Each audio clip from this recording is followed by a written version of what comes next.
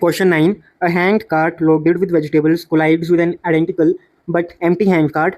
तो क्वेश्चन में कहा गया है कि एक हैंड कार्ट है। हैंड कार्ट क्या होती है? जो ठेला होता है ना, जो सब्जी वाले भैया के पास होता है, जिसपे उन्होंने सब्जियां रखी होती हैं, वो क्या होता है? हैंड कार्ट होता है।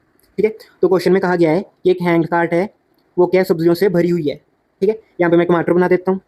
ठीक है, ये क्या मतलब सब्जियों से भरा हुआ है ये वाला ठेला जो है। ठीक है, ये क्या है? एक दूसरे ठेले से टकराता है जो क्या है? खाली है, मतलब इस पर कोई भी वेजिटेबल नहीं पड़ी। ठीक ठीक है, तो क्वेश्चन में पूछ रहा है जब ये दोनों एक दूसरे से टकराएंगे तो क्या होगा।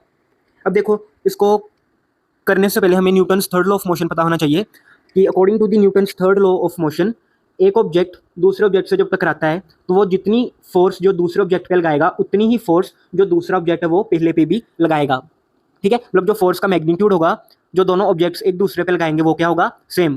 तो देखो, जो ये लोडेड कार्ड थी, जब ये एम्प्टी कार्ड से टकराई तो जो एम्प्टी कार्ड है उस पर फोर्स लगेगी कुछ, है ना, टकराने के कारण इन दी forward direction.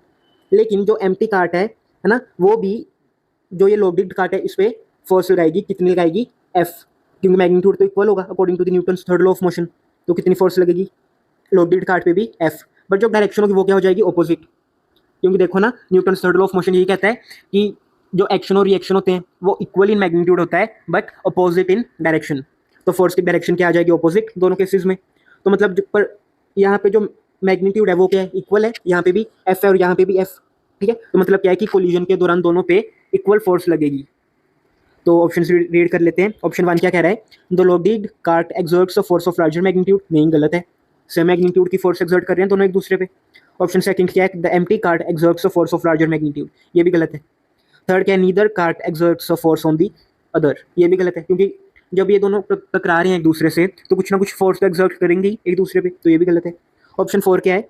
The loaded cart and the empty cart both exert an equal magnitude of force on each other. हाँ, ये ठीक है कि इस ऑप्शन में कहा गया है कि जो दोनों कार्ट्स हैं, चाहे वो लोडेड है या है एम्प्टी, जब दोनों टकराती हैं तो दोनों एक दूसरे पे जो फोर्स लगाती हैं वो क्या होती है? सेम होती है।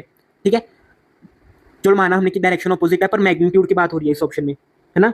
मैग्नीट्यूड की बात हो रही है, डायरेक्शन को नहीं हमने देखना। मैग्नीट्यूड तो सेम है ना, तो हम क्या कहेंगे कि जो फोर्स की वैल्यू दोनों केसेस में क्या आएगी? सेम आएगी। तो ऑप्शन क्या आ गया? आंसर क्या आ गया? ऑप्शन 4।